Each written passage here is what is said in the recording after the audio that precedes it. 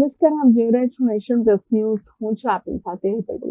નર્મદા જિલ્લામાં આવતીકાલ એટલે કે 19મી માર્ચથી પવિત્ર ચૈત્ર માસની ઉત્તરવાહિની નર્મદા પરિક્રમાનો વિધિવત પ્રારંભ થવા જઈ રહ્યો છે. લાખો શ્રદ્ધાળુઓની આસ્થાના આ કેન્દ્ર સમા રામપુરા ઘાટ અને કીડી મંકોડી ઘાટ ખાતે વહીવટીતંત્ર દ્વારા આખરી ઓપ આપવામાં આવી રહ્યો છે. નર્મદા જિલ્લાના નાંદોદ તાલુકામાં આવેલો રામપુરા ઘાટ આવતીકાલથી નર્મદા મૈયાના જયઘોષથી ગુંજી ઉઠશે. આગામી 17મી એપ્રિલ સુધી ચાલનારી આ એક મહિનાની પરિક્રમા પૂર્વે કલેક્ટર S.K. મોદીએ વ્યવસ્થાઓની સમીક્ષા કરી હતી. ખાસ કરીને નદીમાં બોટ માટે બનાવવામાં આવેલી જેટીનું તેમણે ટેકનિકલ નિરીક્ષણ કર્યું હતું. કલેક્ટરે સૂચના આપી હતી કે જ્યારે એકસાથે 400 થી 500 પરિક્રમાર્થીઓ ઘાટ પર ઉતરે ત્યારે કોઈ નાસભાગ કે અકસ્માત ન સર્જાય તે માટે પૂરતી કાળજી રાખવી. આ 14 કિલોમીટરની યાત્રામાં શ્રદ્ધાળુઓ માટે પીવાનું પાણી, આરોગ્ય કેન્દ્રો, વોટરપ્રૂફ ડોમ અને દિશાસૂચક બોર્ડની વ્યવસ્થા કરવામાં આવી છે. કલેક્ટરે એજન્સી અને અધિકારીઓને સ્પષ્ટ શબ્દોમાં જણાવ્યું હતું કે કોઈ વીવીઆઈપી મુલાકાત હોય કે સામાન્ય શ્રદ્ધાળુ, દરેકની સુરક્ષા અને સુવિધા જળવાવી જોઈએ. એક મહિના સુધી ચાલનારા આ ભક્તિ પર્વમાં તમામ કર્મચારીઓને પોતાની ફરજ નિષ્ઠાપૂર્વક બજાવવા આદેશ આપવામાં આવ્યા છે. ઉત્તરવાહિની માં નર્મદાની પરિક્રમા આવતીકાલે 19મી માર્ચથી શરૂ થાય છે અને 30 દિવસ ચાલશે, એટલે લગભગ 17મી એપ્રિલે આ પૂરી થશે. આપણે જાણીએ છીએ એ રીતે ભારતની તમામ નદીઓ પશ્ચિમ તરફ વહેતી હોય છે, ક્યાં તો પૂર્વ તરફ વહેતી હોય છે.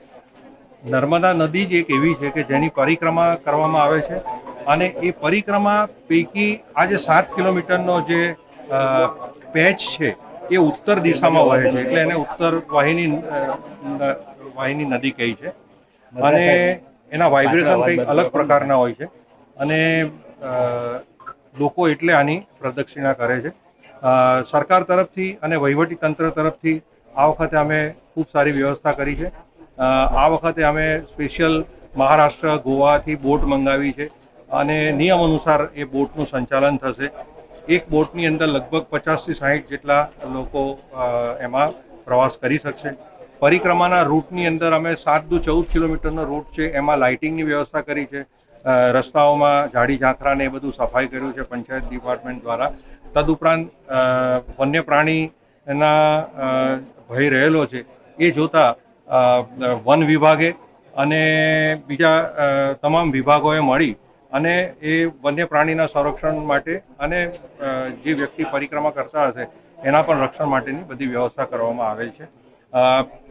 પાણીમાં જવા માટેનું આગ્રહ ન રાખતા અહીંયા અમે મા નર્મદાનું પાણી સ્પ્રિંકલ દ્વારા અમે પૂરું પાડીએ છીએ અને એના માટે બાથરૂમ પણ અમે બનાવ્યા છે નાહવા માટે. તો ત્યાં નાય, કારણ કે અહીંયા મગરનો મોટો ભય રહેલો છે. એટલે પરિક્રમાવાસીઓને ખાસ વિનંતી કે અમે નર્મદા મૈયાનું જ પાણી અહીંયા કિનારા પર જ અમે વ્યવસ્થા રાખી છે, તો ત્યાં એ પોતે નાહી શકે છે. તદુપરાંત અમે જે તિલકવાડાથી સહેરાવ ઘાટ છે ત્યાં અમે લગભગ 2 કરોડ કરતાં વધુના ખર્ચે એક હંગામી બ્રિજ બનાવ્યો છે, જેથી કરીને લોકો એને બ્રિજ પરથી પસાર થઈ શકે. પાણીનો આવરો જે થાય છે એના પર પણ અત્યારથી અમે કંટ્રોલ કરવાનું ચાલુ કર્યું છે, જેથી કરીને પરિક્રમા સુપેરે પાર પડે. ગઈ સાલ અમે જે હેડ કાઉન્ટ કર્યા હતા એમાં 10 લાખ પ્લસ હતા, 11 લાખ જેવા હતા. આ વખતે અમને એવું લાગે છે કે સરકારશ્રી અને જિલ્લા વહીવટી તંત્રએ જે વ્યવસ્થા કરી છે અને સોશિયલ મીડિયામાં જે રીતના પ્રચાર પ્રસાર થઈ રહ્યો છે એ જોતાં એવું લાગે છે કે લગભગ 15 લાખ લોકો આ મા નર્મદાની પરિક્રમા કરશે. Report Nation Plus News Narmada. સમાચારોના સતત અપડેટ મેળવવા માટે અમારી નેશન પ્લસ ન્યૂઝની યુટ્યુબ ચેનલને સબસ્ક્રાઇબ કરો, બેલ આઇકન દબાવો અને જોડાયેલા રહો ફેસબુક, ઇન્સ્ટાગ્રામ અને ટ્વિટર પર.